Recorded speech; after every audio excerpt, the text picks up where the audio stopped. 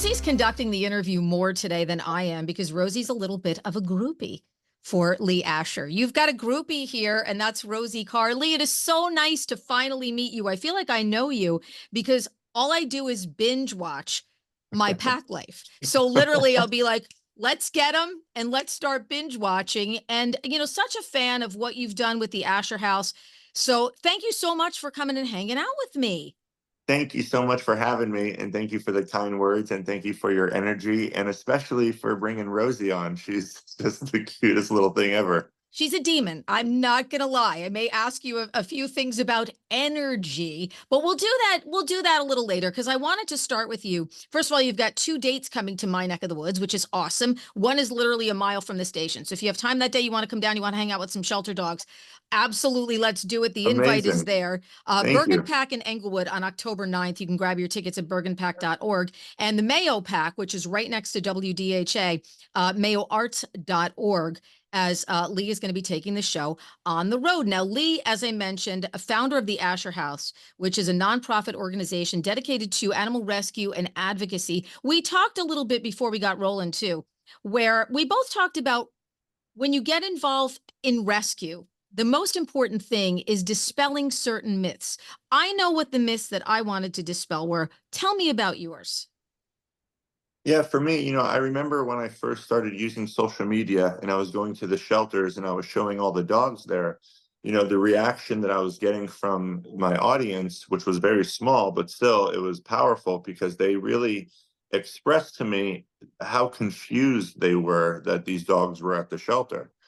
And I would ask them, what kind of dogs did you think were at the shelter? And they said either really mean dogs, it was just either sick dogs or Old, vicious sick. pit bulls and shepherds. And yeah, there are a lot of pit bulls there and there are a lot of German shepherds, but they're not mean, they're not vicious. They're some of the most amazing dogs in the world. Some of them are well trained, canine unit backgrounds. I mean, just a variety of beautiful souls. And then there's the whole other side of the shelters where you have your even golden retrievers and Saint Bernards. I've adopted several Saint Bernards, and it really became, you know, that turned into my purpose. That turned into my mission to really show people all the amazing, beautiful souls and dogs, cats, all animals that are waiting to get rescued. And that ended up turning into a much bigger mission of not just showing people the dogs inside of animal shelters, but in fact rescuing them, which is the main reason we opened up an animal sanctuary. Yeah, yeah. And and they go to shelters for no fault of their own. Oh Usually yeah, what I end up hearing, being involved in local animal rescue is there's a couple getting a divorce. A new yep, baby came, which is very overwhelming as, we know, and having an animal there is can be overwhelming for the parents. People are moving up, someone has passed away. So all of the things that you mentioned about dogs being vicious or, yeah, untrainable is not necessarily the reasons they go. They end up in no fault of their own. And then when they get there, shelter environment, not always really fun. It's very hard to, as we say, show well in the sure, shelter, you know? yeah. I mean, it's a it can be a very dark place, especially there's no familiarity there for the dog. They go from, no matter their situation, whether they're living on the street, whether they're living in a home, no matter their situation, there's nothing quite like they're all of a sudden in this jail cell, and it's very loud, and they could be, and shelters are so full right now that they're overcrowding the kennels to no fault of the shelter. It's not the shelter's fault. People love to blame, people love to point the finger, and oftentimes it's at the ones doing the most. And the shelters need the support more than ever. They're not only dealing with the difficulties of being overcrowded, they're dealing with the difficulties of people who have no idea what they're talking about, who are blaming the shelters for making very, very difficult decisions. And these shelter workers need support, especially emotional support, more than ever before. But yeah, these dogs that, as you said, you're going to hear some howling because there's a siren. Oh, I like that. That's yay. I'm so happy. Usually it's my house that's the loud house. But His name is Elvis because he howls. I love I'm that. gonna say his name for a second. Excuse me, Elvis. So yeah, these dogs that, you know, have high energy or really anything. I mean, these dogs that have no idea of what it's like to be kennelled, you know, their entire day. It's so sad to think about that. Of course they don't show well. They're petrified, you know, and what comes out in fear is never an enjoyable emotion. What is expressed through fear? It's never something that someone sees and says, I want to take that home, right? It's scary. That's why it takes a special person to see through the fear. And then I do want to express there's that other side. I go to the shelter and I see dogs that they're so happy.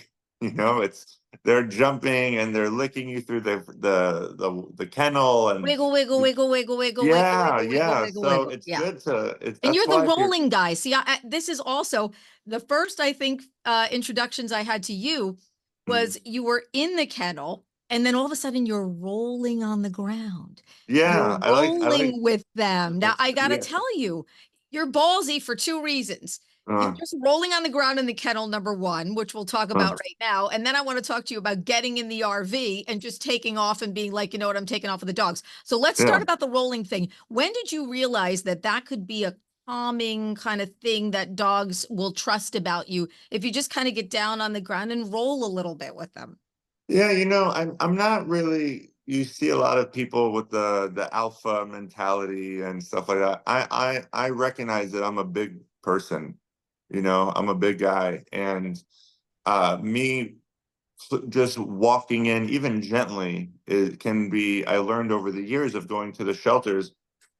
I've been going to the shelters for most of my life, you know. So I just simply walking in, even if I'm gentle, even if I have the high pitched voice, I could see by the way the dogs are looking up, like, oh, this is a big dog, Big right? dude, yeah. Yeah. So I want them to see the kid in me. I have my goal is for them to have no fear. If they're afraid, I don't want them to go from fearful immediately to not being afraid.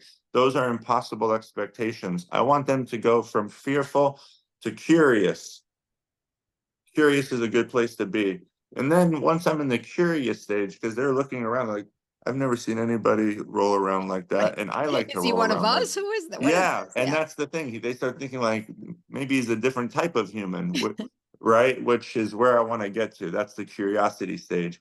And then as soon as they let me touch them for the first time, that's the goal because then they say, okay, this guy likes to have fun and he just proved to me he's not going to hurt me, you know. So that's kind of my goal is why I like to really get on their level. I just want to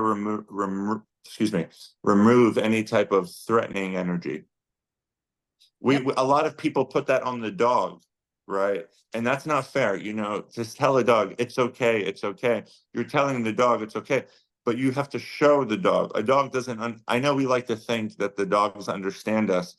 What they understand is your tonality and your energy. They don't actually know the word, They're not right? And logical. Yeah. That's what we sometimes no, forget too, where people be like, oh, my dog is great. He's not going to chase that squirrel. And I'm like, just don't always be so sure. Cause sometimes there's never. not a lot, there's not a logic. I like to think she's the smartest boss in the room, you Yeah. know, but Yeah. that's my deficiency, not hers. And dogs, I do feel like dogs are evolving a little bit. Like dogs are getting smarter. Some of the things I see dogs doing, but we can't forget exactly what you said. They're purely emotional creatures, you know, which is what makes them so amazing. So it's I don't want to take that away from them. But yeah, what were you talking about? And then I said, you got in your RV with seven dogs, quit your job. See, I always threaten to do this. I'm like, I'm leaving. I'm getting all the dogs. I'm starting at this. I'm going at, but you actually, I hear so many people too who are dog lovers. Cause I'm like, I have a shirt that says, you know, hopefully it doesn't sound politically incorrect, but it's dog slut is what my shirt says. Cause I love them so That's much. And cute. I you know, like I'm an that a only lot. child. And you talked about how you as a kid have, you know, kind of felt a little bit on the outside looking in. And Yeah. I think that there are things that draw us towards animals. So I know a lot of people, and I always say it too, I'm doing this with the dogs, but you were the one person that actually did it. So what happens? You sell everything, you get the RV, you put your pack in there, and you just take off. Is that what happens? Yeah, pretty much. Yeah. I Balls. mean, That takes balls. yeah, it does and it doesn't, because it does and it doesn't, because, I was at a really low point in my life, and sometimes when you feel like it's a loss either way, why not jump in? And that's kind of how I was feeling. I really just I didn't like who I was. I was really so desperate to find my purpose. And I really felt like I'm not going to meet that person that's going to help me find my way. I'm not going to find a job that's going to get me to where I feel like I'm doing what I'm supposed to do. It like clearly I was 27 at the time, and I just felt for 27 years, you've been a chaser, a follower. You've been, asking people, how did you do this? How did you make it? I was so ambitious. I wanted to make a lot of money for the reason that so many animal lovers do. I wanted to buy a bunch of land and save a lot of animals. But I realized like I am not a step closer today as I was yesterday. And when I really started to become obsessed with that mindset, I said, I have to do something that's never been done before. I have to go all out, and I have to stop living in fear. I have to just go for it, because what I've been doing isn't working. And I really just wanted to make a difference. I wanted to make people happy. I wanted to finally feel like I was worthy of living. I felt like my life was being wasted, just truly just wasted. Even though I was going to the shelters and saving dogs, to see how many of them were being euthanized, and that time was nothing compared to what's going on today in the shelters. So I really just had enough. I just had to do something. Yeah. And your journey, I mean, took you from, you went from A to M, to X to Y. Yeah. So talk to me a little bit about what's happening with the Asher House, because there's always so many things going on. It's not just, and we're talking a lot about dogs because I'm in dog mode. I got my Kiss Dog shirt on and everything.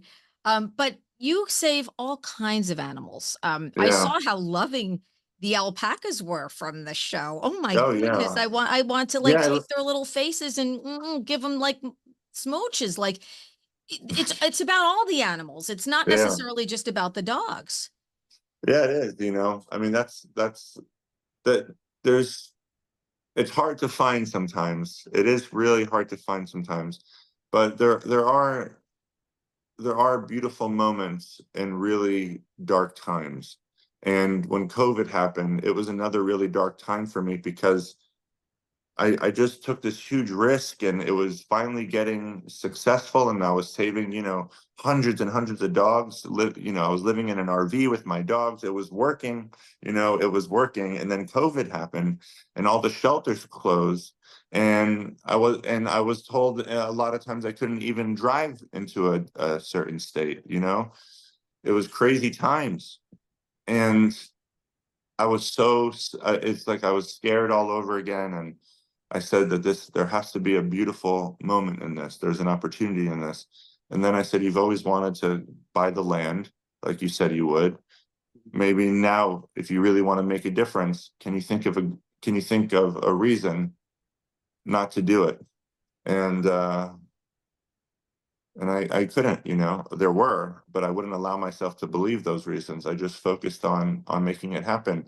And that was a little over 4 years ago, and that was 25 acres. And we rescued a couple of horses and donkeys and pigs and like 40 dogs. And then we quickly outgrew it. And just 2 years ago, 25 months ago to be exact, we moved. We got our second location, an Asher House Sanctuary, and that is 240 acres. And there we've rescued probably around, I would say, 700 to 800 dogs. That's just at our sanctuary. That doesn't include, and that's just from shelters. That doesn't include owner surrenders and all the dogs that we've helped get adopted, and all the shelters that we've helped and everything. So, or all the, one of the most beautiful things about the Astor House mission is not just the dogs that we rescue, it's the impact that it has on people Yes, to be yes. to be kind, to rescue, to remember the good. It's difficult, life is difficult. And the Astor House was created not just to save dogs, but to save people. Yeah. And we have over 70 employees now. Started this in my RV, like you said, and now we have 70 employees. We have 29 horses, 5 alpacas, llamas, pigs, goats, donkeys, you name it. I mean, we've rescued so many. And something that I'm just so proud of the organization for and for the Astor House community for is it's about 6, 7 months ago, we opened up our third location called New Life Astor House. And this beautiful couple, they're one of my best friends. They're the best people. They're my mentors in the animal rescue world. Their names are Tasha and Justin, and they founded an animal shelter 20 years ago. They've saved 20,000 dogs, and their dream was to have a sanctuary to make even more of an impact. And now they've come to work, to partner with the Astor House, and they have their own sanctuary, 140 acres, and that's what we're going to continue to do, to grow and spread as much kindness and positivity as possible, show people the amazing bond that you can have with your rescue animals, and the difference that it makes, not just for the pet, but for you. It's the right thing to do. It's the right thing to do. Yeah, And absolutely. and we just want to keep opening, we want to keep growing steadily and hopefully be able to have animal sanctuaries all over the country, or to inspire people to start their own, of course. I love that. The domino effect. That's what it is, the Exactly. domino effect. Exactly. It's literally one thing leads into the next thing, and who hears what and who decides to adopt. And it's so rewarding to see, to see the work that you've done, and to see when somebody sends you something that they got their dog from you, or this is what Yeah. the dog is doing now, or a dog Yeah. that you thought was going to be very, very hard to place, or a dog that was very nervous or frightened, or um, you know, came across as somewhat aggressive, and and you just can see the change. I mean, it's just a beautiful, beautiful thing to see. So talk to me about the show, because I have not seen the show. So what can people expect when they come out to see you live at the Bergen Pack in Englewood, or the Mayo Performing Arts Center in Morristown, New Jersey? Yeah, it's very similar to the Chippendales. Um, It's Chippendales for dogs. I love that. I It's promise so you, no one funny. would want to see a hairy guy like me, Chippendale. And uh, no, it's really about, I've had like a lot of people, my life just ended up going in a much different direction, but I've had a lot of struggles to get this far. I grew up with severe learning disabilities, severe bullying, um, just a significant amount of pain. And I think a lot of people look at my life and they really wish that they had it. And I feel bad for those people, because they don't realize, like, oftentimes I wish I had theirs. And I truly do. It come saving animals, or doing anything different, finding your own path and going that way, especially if it hasn't been done. It's very, as a lot of people know, it's not easy. And I feel like I have a responsibility to share my story with people. I really do. The truth of what it was like growing up, and uh, what it was like to fight, to even get the Astor House started, you know, and some stories of my rescues that have had such an impact on me, that have really just changed my life. And truly, some stories about rescue dogs that I've had that uh, deserve 100% of the credit for even me starting the Astor House. My dog Lily, I don't think I ever would have started the Astor House if it wasn't for her. So I like to discuss those things with people, and I feel like you said how you feel like you already know me.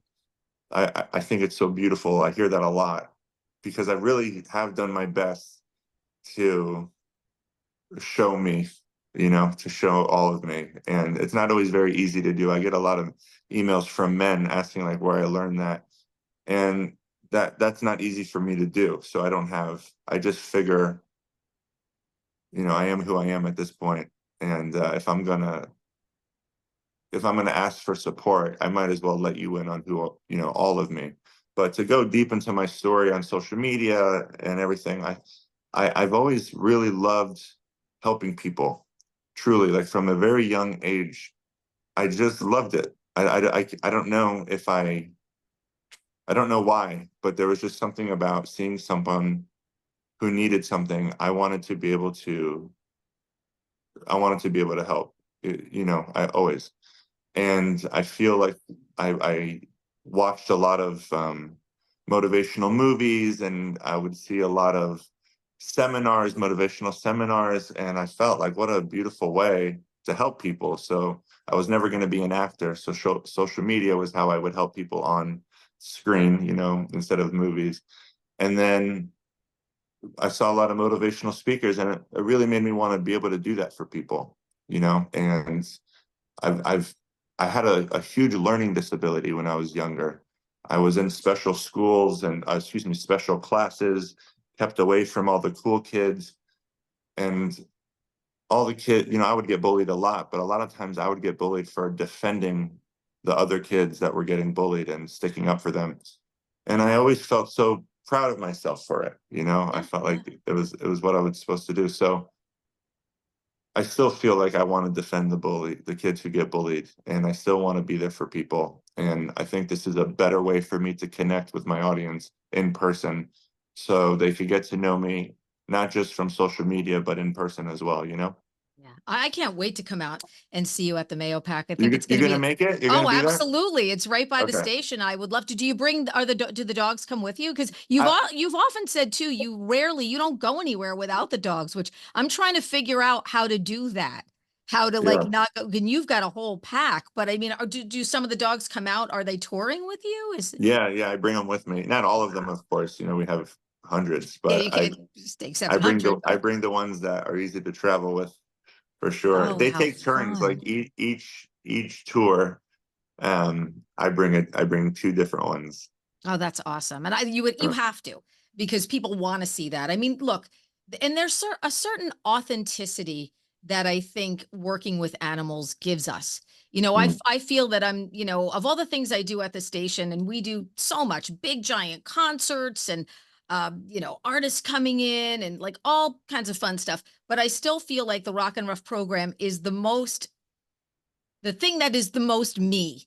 yeah, When the dogs come in and there will be a certain dog one day, and and I'm a big mouth Jersey person, but there's but a certain dog one day, and I'll just start crying because I can't control my emotions because there's something about the eyes of this dog that gets me. And there's just an authenticity, I think, that they give us. I'm always so happy to go out and help, whether it's a shelter with my time or a therapy dog group organization, hosting galas and different things. Like I could be so tired, but I'm never too tired when it comes to something like that to do, because there's just something that it changes you. I think it just changes the dynamic of who we are.